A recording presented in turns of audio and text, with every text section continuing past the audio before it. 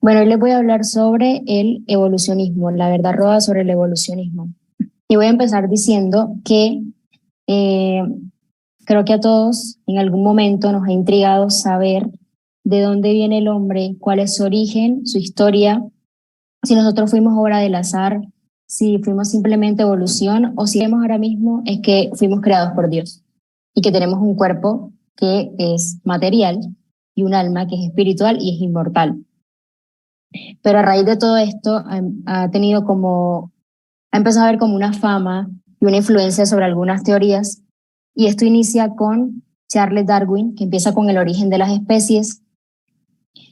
Pero antes de Charles estaba Lamarck, que no estudiaba tanto el origen del hombre, sino el mecanismo o el desarrollo de los seres vivos. Él decía que los seres vivos se adaptaban a las condiciones que se encontraran dependiendo del lugar. Y Charles Darwin decía que las especies aparecían de cualquier forma, que estaban inmutables, ocurría de pronto una catástrofe, se extinguían y aparecían otras especies.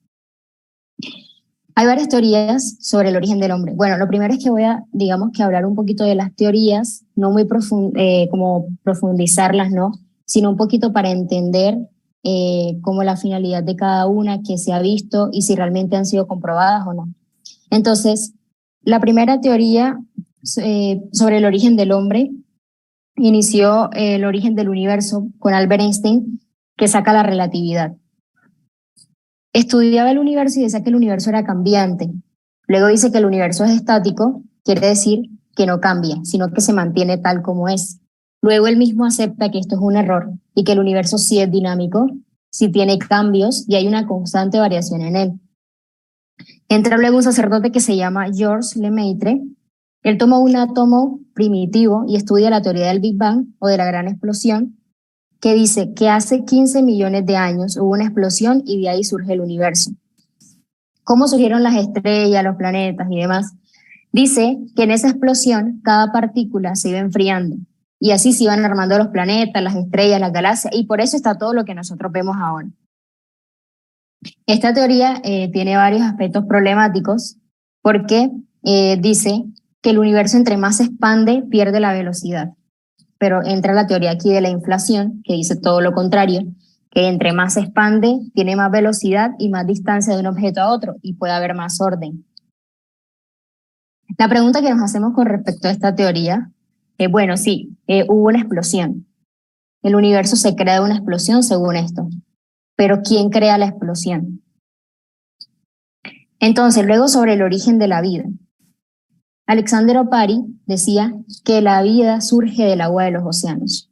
Esto es falso porque es muy difícil que la vida surja de esta manera. Sale la teoría del mundo de RNA, que dice que la vida comienza con esta molécula y esta lo que hace es que se copia a sí misma y por eso surge la vida. Todo esto es suposición, nada es comprobado. Aparecen luego teorías como más radicales, por ejemplo, Alexander Graham, que dice que el origen de la vida se ve en fuentes hidrotermales o fondos marinos. Otros dicen que en el momento de la explosión, ahí mismo pudo haber surgido la vida, hubo un choque de meteoritos y cayeron en la Tierra. Y bueno, esto puede como solucionar el problema de la vida. Pero, ¿cómo surge el universo y por qué allá?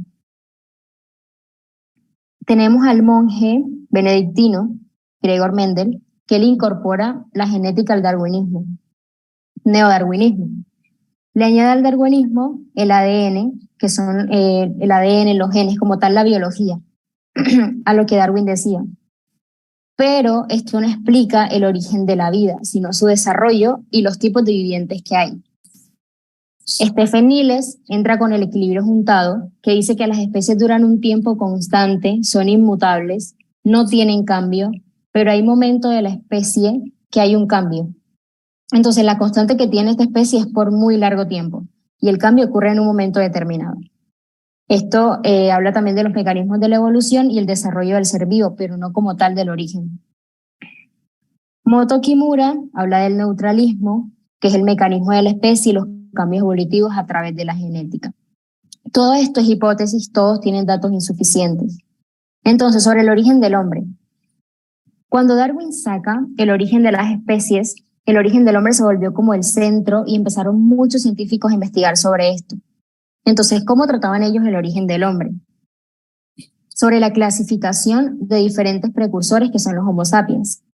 Entonces, esto de los Homo sapiens primero tiene muchas incertidumbres y novedades que muy constantemente cambian los esquemas.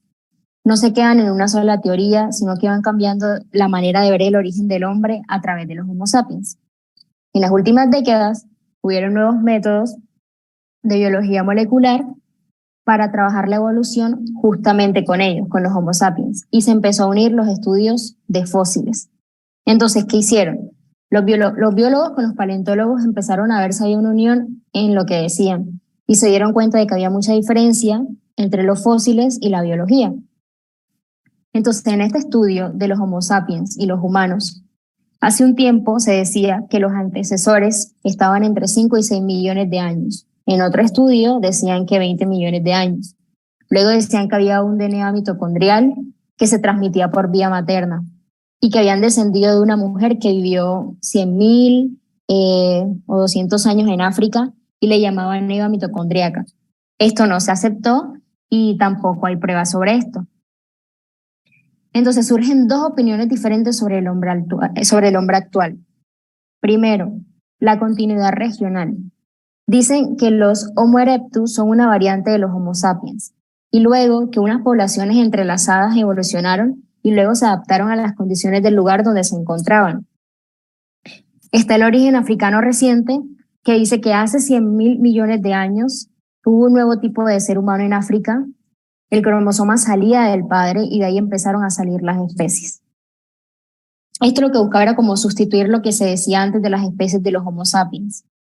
Pero bueno, en medio de tantas incertidumbres, los estudios actuales dicen que podríamos proceder de unos antepasados de África o de Medio Oriente y que se extendieron por toda la Tierra.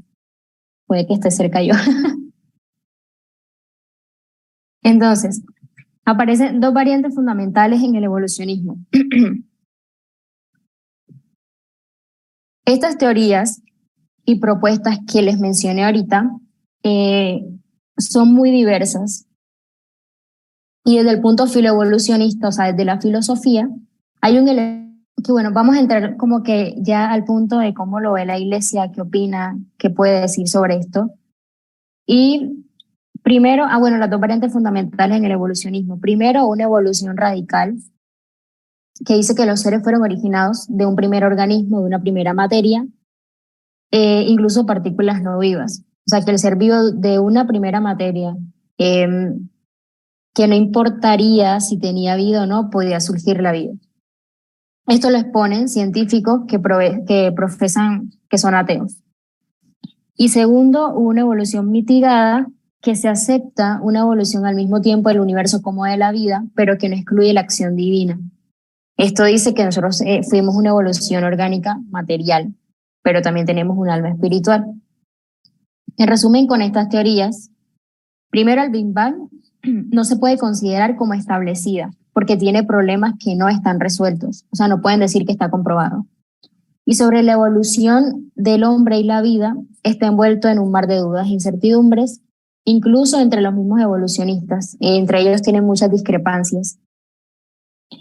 Para reflexionar, cuando se habla de la teoría de la evolución, siempre parece ser como una teoría muy concreta, muy puntual, muy interesante.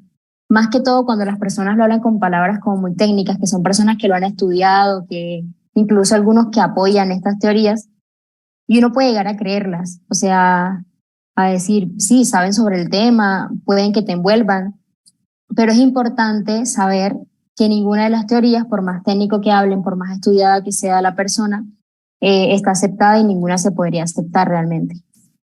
¿Qué enseña la Iglesia sobre estos temas y las teorías? Claramente siempre es importante fijarse si las teorías excluyen o desautorizan lo que la misma fe católica dice sobre el origen del mundo, la vida y el hombre. Nosotros como católicos la principal fuente que tenemos es la Sagrada Escritura. En la creación del universo y del hombre que está en Génesis y los documentos del Magisterio. Hay unos puntos importantes en Génesis que se tienen que ver con sentido literal histórico. Quiere decir que así como lo dice fue. Y se los voy a leer porque son varios. Y lo primero es la creación de todas las cosas por parte de Dios. Lo segundo, la peculiar creación del hombre. la formación de la primera mujer salida del hombre, la unidad del linaje humano, la felicidad original de los primeros padres que tenían justicia, integridad e inmortalidad, el mandamiento de Dios para probar la obediencia, la transgresión y la persuasión del diablo, la pérdida del estado primitivo de inocencia y la promesa del reparador futuro. Entonces, la Iglesia a través de los relatos bíblicos nos enseña que Dios ha creado todas las cosas libremente. De la nada y todo lo creado es bueno. No hizo nada malo. La criatura hizo el mal. Los ángeles se rebelaron en el cielo y los hombres desobedecieron. El hombre es creado de modo peculiar. Por ende, es completamente distinto a las demás especies y la primera mujer que procede del primer hombre es la unidad del género humano. A raíz de todo esto, bueno, sale la doctrina del homogenismo, que decía que solo existía un origen humano, que emigraron en grupo y por distintos ambientes, condiciones, empezaron a surgir diferentes razas y demás grupos, pero esto lo contrapone luego el poligenismo, que dice que el origen fue múltiple. Entonces, que no solo pudo haber creado un hombre y una mujer, sino que pudo haber creado al mismo tiempo otro tipo de parejas para que salieran diferentes razas. Nos hacemos una pregunta y es que si hay oposición entre las teorías y la fe. Las teorías evolucionistas aportan mucho sobre las teorías, o sea, aportan sobre el origen del hombre y muchos estudios en la ciencia, pero muy poco pueden que aporten la existencia de un ser sobrenatural, aunque incluso ellos mismos pueden que se contradicen y pareciera que sí aportaran una existencia de un ser sobrenatural. Cabe aclarar aquí que si una teoría, algo nuevo que salga, nos va a robar la verdadera existencia de Dios y el alma espiritual, también te están robando tu dignidad, reduciéndote a simple materia evolucionada milagrosamente. O sea que todo lo que tú eres salió de cualquier cosa. Los evolucionistas también, esto es muy interesante porque es como que creen también en los milagros, porque creen que de la nada sale algo, de ese algo material la vida y de la vida biológica puede salir el espíritu.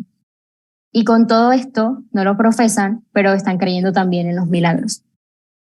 Entonces, para que estos sistemas evolucionistas puedan ser demostrados, están muy lejos. Tienen a su favor un conjunto de datos que son más o menos ciertos, pero que son difíciles de demostrar. Ellos no saltan de datos biológicos y arqueológicos porque simplemente llegan a conclusiones metafísicas, quiere decir que discuten sobre estos temas, pero no los resuelven. También las teorías merecen ser tomadas por la filosofía y la teología, respetando que es un método científico, siempre y cuando sea una hipótesis y no esté comprobada.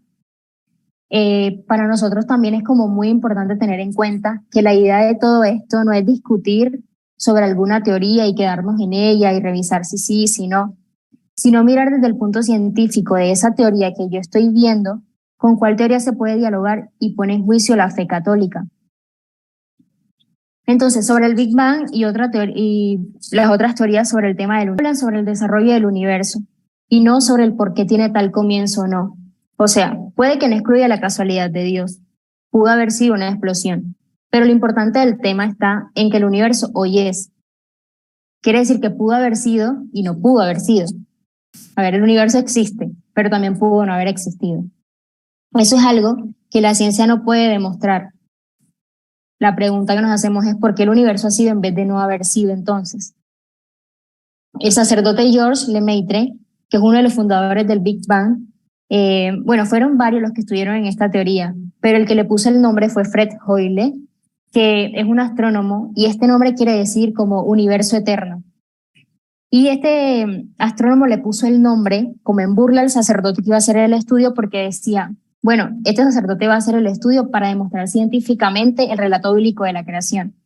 Pero luego el sacerdote tuvo sus condiciones científicas muy claras, supo muy bien no revolver la fe con la ciencia y tenía sólidas bases matemáticas y físicas y lo que sacó del Big Bang no lo entrelazó con la fe. Entonces, también cabe resaltar que a lo largo de la historia del cristianismo se ha intentado conciliar la ciencia con los relatos bíblicos. Por eso salen 3 tipos de sistemas. El primero son los históricos o concordistas, que lo que buscaba es que se viera la narración bíblica con orden objetivo de las cosas, así tal cual como lo decía la ciencia, como pretendía la ciencia que se mostrara. Están los alegóricos, que son los relatos bíblicos que dice que no es histórico, sino que es el modo del autor inspirado que daba a conocer el conocimiento de los hechos, pero como tal no era así la historia, no era literal lo que escribía. Y están los históricos alegóricos, que el relato contiene la verdad objetiva, pero se reconoce un artificio literario en la narración. Luego se dan cuenta que la forma de ver o de interpretar era de la forma histórica alegórica. Ahora, yo les voy a dar unos puntos que sí son literales históricos y otros que son como artificiales. O sea, tiene un artificio literario en la narración. Porque esto hay que identificarlo muy bien, los elementos históricos y elementos que son de forma literaria. Entonces, los elementos más importantes son la creación de Dios en el principio y en el tiempo, la bondad de Dios a través de esa idea y la voluntad divina que tuvo para crearlo, y la sucesión en la producción de las cosas que llegó hasta la formación del hombre, y esa creación del hombre que fue peculiar, fue una creación que incluso tuvo un elemento espiritual. Y la literaria, que se ve mucho más las imágenes antropomórficas, que son características humanas a un ser no humano. Por ejemplo, cuando Dios dice, y Dios dijo, hágase la luz. O sea, se le da una característica humana a Dios, pero Él no es humano.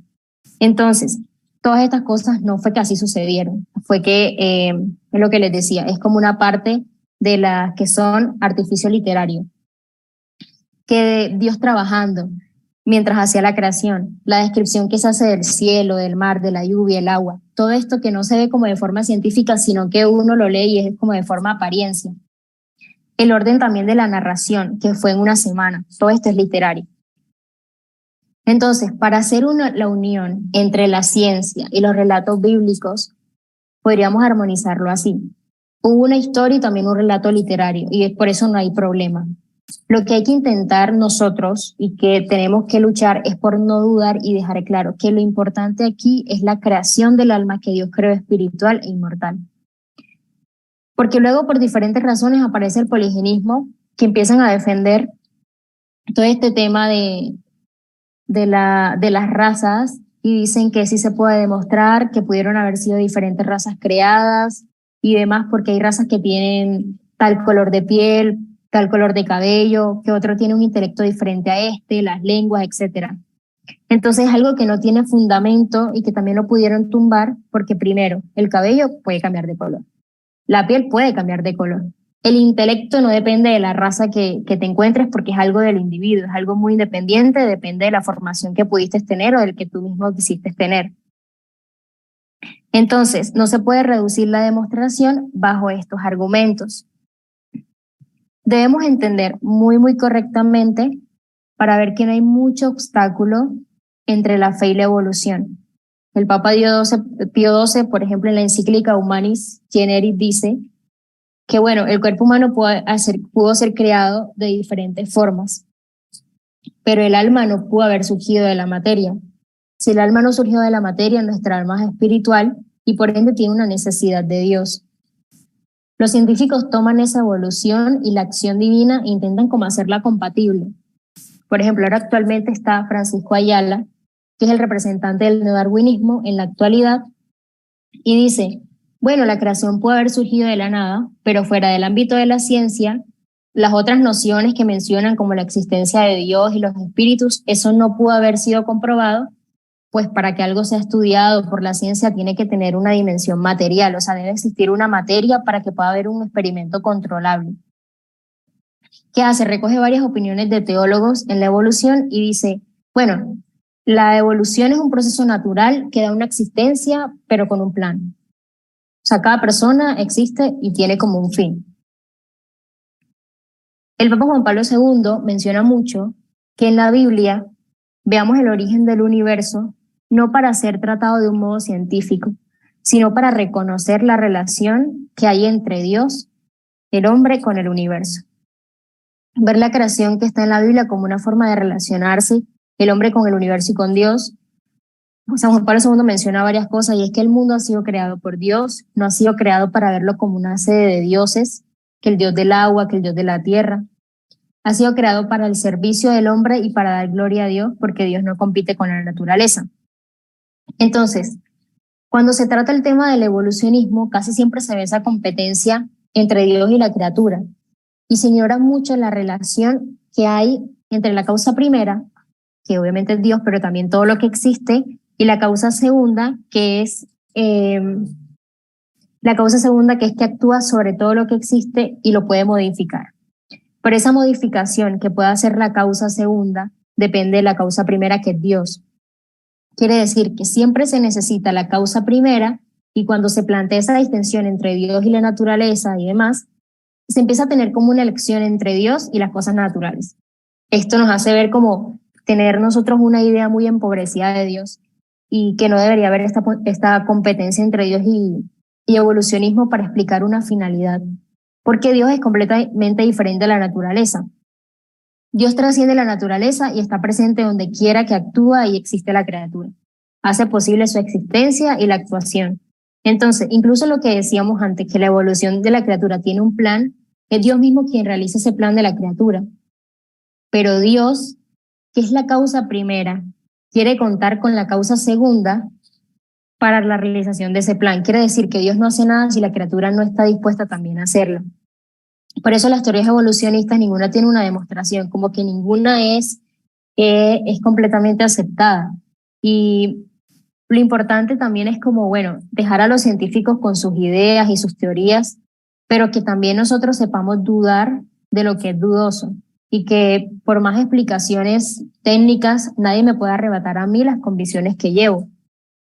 Entonces, ya para concluirles, ayer, no sé, escuchaba como un discurso corto de San Juan Pablo II que le hacía a unos jóvenes, y él le decía a estos jóvenes algo muy fuerte, y decía: a la medida que se pierde el sentido de Dios, a esta medida que se pierde el sentido de Dios, estad atentos a no permitir que se debilite en nosotros el sentido de Dios.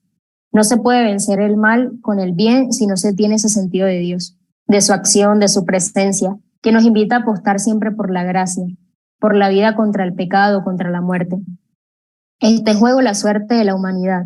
El hombre puede construir un mundo sin Dios, pero este mundo acabará para volverse contra el hombre, contra el hombre. O sea, quiere decir que el hombre quiere atribuirse el poder del mundo, quiere encontrar respuestas sobre la creación, siempre está buscando como curiosidad, a ver, pero esto por qué surgió, no, yo no creo en esto, yo sí creo en esto. Y el mundo quiere tener autoridad sobre eso, pero asimismo lo que termina siendo yéndose en contra del mismo y de la grandeza que tiene su propia creación. O sea, entre más yo quiero creerme que tengo el poder de encontrar una respuesta a algo, pues estoy rebajando lo que yo mismo soy, porque es algo que no llega a comprender bajo el límite de nuestra inteligencia. Entonces también hubo una frase, ya para terminar, que es del obispo Munilla, que dice: todo lo que existe, todo en absoluto. Él muestra un video así de la creación, de los animales, del mar, de todo el planeta, y dice: no es casualidad, es causalidad. Entonces, que le deja a la gente claro que nada es porque sí, nada sale de la nada. O sea, que hubo realmente un poder sobrenatural en todo lo que nosotros estamos viendo ahora.